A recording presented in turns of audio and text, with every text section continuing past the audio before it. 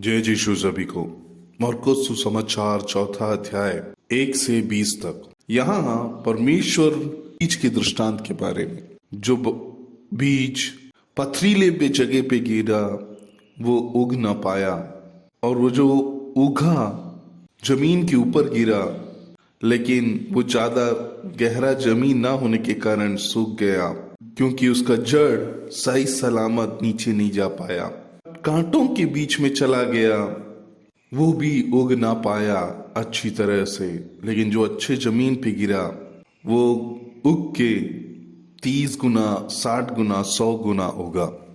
ऐसे 4 टाइप के जमीन के बारे में बोला गया है। हम और आप आत्मिक रूप से भी इसी तरह होते हैं। कुछ चीजें सुनते हैं लेकिन वो बाउंस बैक कर जाता है। कुछ चीजें हमारे दिल में बैठता है लेकिन हम उसको अंगीकार करने के लिए तैयार नहीं हैं, इसीलिए उसको भूल जाते हैं। कुछ वचन हम सुनते जरूर हैं लेकिन हमारे जीवन में आने वाली परेशानियों के कारण उसको उतना महत्व नहीं देते हैं। कुछ वचन हम सुनते हैं तो हम उसको पालन करने के लिए पूर्ण रूप से कोशिश करते हैं। इस 4 तरह के व्यक्तित्व हमारे जीवन में भी है। परमेश्वर उसी व्यक्तित्व के हमारे जीवन के बारे में भी बताते हुए हम देखते हैं। हम अपने आप को उपजाऊ बनाना जरूरी है। जो वचन हम सुने वो परमेश्वर का वचन हम अपने जीवन में पालन करने के लिए तैयार होने चाहिए। जिस तरह यहाँ किसान की खेती की बीज के बारे में बोला जा रहा है, उसी तरह हमारे जीवन में भी वचन को पढ़ना, उसको दूसरों को सुनाना और जिससे दूसरों के जीवन में परिवर्तन लाना, वो हमसे होना चाहिए। तभी वो चौथे बीज के समान 100 गुना हम परिवर्तन ला सकते हैं। जिस तरह किसान बीज तो डालते हैं लेकिन कभी जमता नहीं है, और अगर उगता है तो ढंग से उसके फल नहीं होता है। हम निराशित होते हैं तो हम उसके पीछे आशा छोड़ देते हैं, उसको वचन को लेके आगे नहीं बढ़ते हैं।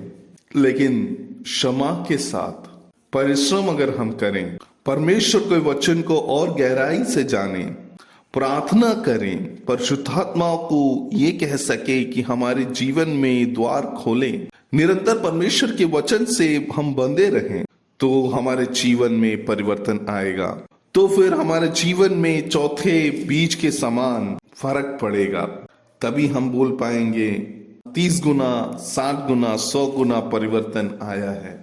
यहाँ जो हमने 4 तरह के लोगों के बारे में सुना, या 4 किसान के बीज के बारे में सुना, उसी तरह हमारे जीवन में भी अनेक प्रकार के मुसीबत, दुख, दर्द आते हैं, वेदना आता है।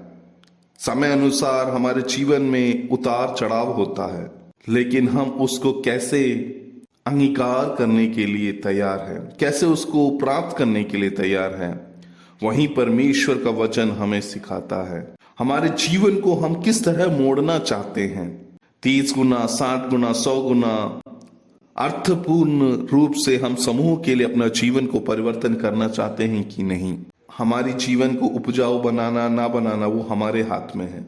आत्मिक रूप से परिवर्तन के लिए समूह में बहुत कुछ हमारे सामने रुकावट आ सकता है। हमसे प्यार करने वाले उसको रोकथाम लगा सकते हैं। बहुत लोगों के वचन हमको रोक सकता है, हमारे जीवन शैली हमको रोक सकता है, धन दौलत हमको रोक सकते हैं। लेकिन परमेश्वर के वचन को और आगे बढ़ाने के लिए हम अपने आप को उपजाऊ किस प्रकार कर सकते हैं। जिस प्रकार यहाँ परमेश्वर ने इस दृष्टांत 4 प्रकार के मिट्टी के बारे में बोला गया, उसी प्रकार हमारे जीवन में भी अनेक प्रकार के दुविधाएं आते हैं। उसके बावजूद हम अपने आप को उपजाऊ बना के समूह के कल्याण के लिए हम और आप अपने आप को इस्तेमाल कर पाते हैं। इस उपवास के समय हम और आप अपने आप को शोधना करें, हम किस प्रकार की मिट्टी हैं। समूह के फायदे के लिए जी रहे हैं या समूह को नष्ट करने के लिए जी रहे हैं।